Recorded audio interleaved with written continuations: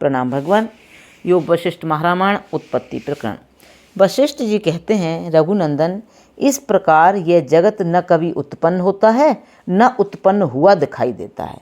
जैसे स्वप्न एवं मनोरथ द्वारा निर्मित पुर असत होता हुआ भी सतसा प्रतीत होता है, उसी प्रकार ब्रह्माकाश रूपी परम व्योममय चिन्मय आत्मा में जीव आकाशत्व असत होता हुआ भी सतसा प्रतीत होता है। अर्थात उस ब्रह्ममय महाकाश से अविभक्त होने पर भी विभक्त सा दिखता है। चिदात्मा परमेश्वर में कल्पित समष्टि जीवाकाश अत्यंत विस्तृत होता हुआ भी मैं चिनगारी की भांति अत्यंत सूक्ष्म तेज का कण हूँ। ऐसी भावना करने से वह अपने को वैसा ही अणुरूप ही अनुभव करने लगता है। आकाश में आत्म रूप से जिस स्थूलता का चिंतन करता है, भावना द्वारा अपने को वैसा ही स्थूल समझने लगता है। जैसे संकल्प से कल्पित चंद्रमा सत नहीं है, वैसे ही भावना द्वारा भावित वह रूप भी सत नहीं है, तथापि सत सा प्रतीत होता है।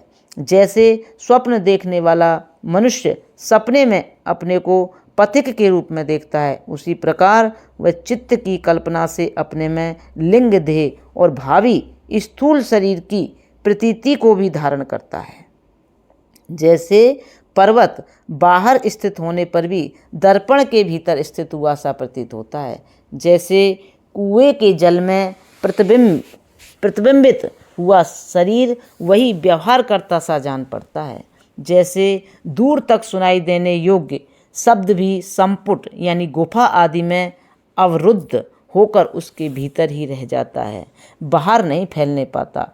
तथा जैसे स्वप्न और मनोरथ विषयक संबित देह के भीतर ही स्वप्न आदि देखती है, वे विषय बाहर होने पर भी अपने बाह्य रूप को त्याग कर ही शरीर के भीतर अंतःकरण में भासित होते हैं, उसी प्रकार आग की चिनगारी के समान अणु उपाधि में स्वरूपतः कल्पित जो सूक्ष्म शरीर है, उसके भीतर स्थित हुआ यह जीवात्मा वासनामय देह आदि व्यवहार का अनुभव करता है।